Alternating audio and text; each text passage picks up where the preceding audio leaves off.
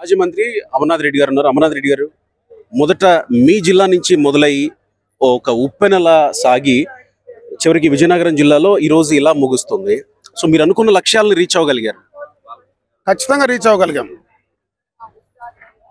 ఈ రాష్ట్ర ప్రజలకు ఈ జగన్ పాలనలో ఈ ప్రజా వ్యతిరేక విధానాలు కానీ, అవినీతి కార్యక్రమాలు కానీ ప్రజలకు తెలియజెప్పడంలో కానీ, అదేవిధంగా ప్రజలను మోటివేట్ చేయడంలో కానీ, ముఖ్యంగా తెలుగుదేశం పార్టీ గ్రామస్థాయి కార్యకర్తలతో మరి లోకేష్ బాబు గారు ఒక యువ నాయకుడు, వారితో ఒక నమ్మకాన్ని కలిగించడంలో కానీ, తెలుగుదేశం పార్టీకి భవిష్యత్ తరాలకు మాకు ఒక మంచి నాయకత్వం ఉందనేటువంటి నమ్మకాన్ని కలిగించడంలో కానీ, ప్రజల్లో కూడా ఒక నమ్మకం, అంటే లోకేష్ బాబు గారు కష్టపడుతున్నాడు ప్రజల కోసం, ఇంత ఎండలో వానలో ఇన్ని ఇబ్బందులు గురి చేసిన, రకరకాలైనటువంటి ఇబ్బందులు గురి చేసిన, కనీసం మైక్ ఇవ్వకపోయినా, కేసులు పెట్టినా, స్టూల్ లాక్కున్నా, అన్ని రకాలుగా వ్యవస్థలను మరి ప్రభుత్వం మేనేజ్ చేసి ఆ పాదయాత్రను ఆపించే ప్రయత్నంలో ఎక్కడ కూడా వెనక్కి తగ్గకుండా ముందుకు నడిచి ఈరోజు దిగ్విజయంగా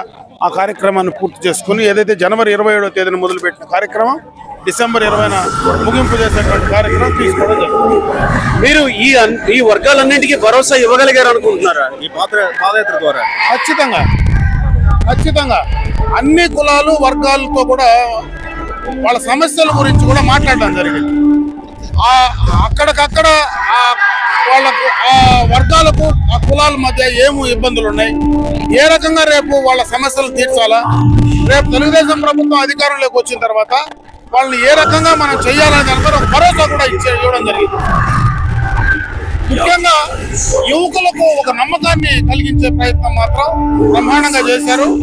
అది పూర్తి స్థాయిలో మేము అది సాధించామనే నమ్మకం అయితే ఖచ్చితంగా ఉంది. పవన్ కళ్యాణ్ మీతో జత కలవడం మీకు ఎలాంటి బలాన్ని ఇస్తుంది? పవన్ కళ్యాణ్ గాని తెలుగుదేశం పార్టీ గాని రెండూ కూడా రాష్ట్రంలో ఈ మూర్ఖపు ప్రభుత్వాన్ని, ఈ ప్రజలను, ఈ రాష్ట్రాన్ని జగన్ యొక్క పాలన నుంచి కాపాడాలనేదే రెండు పార్టీల ఉద్దేశం. ఖచ్చితంగా మేమిద్దరం కూడా కలిసి ఈ రాష్ట్రంలో ఈ మూర్ఖపు పాలనను అంతమొందించేటువంటి కార్యక్రమం తప్పకుండా తీసుకుంటాం.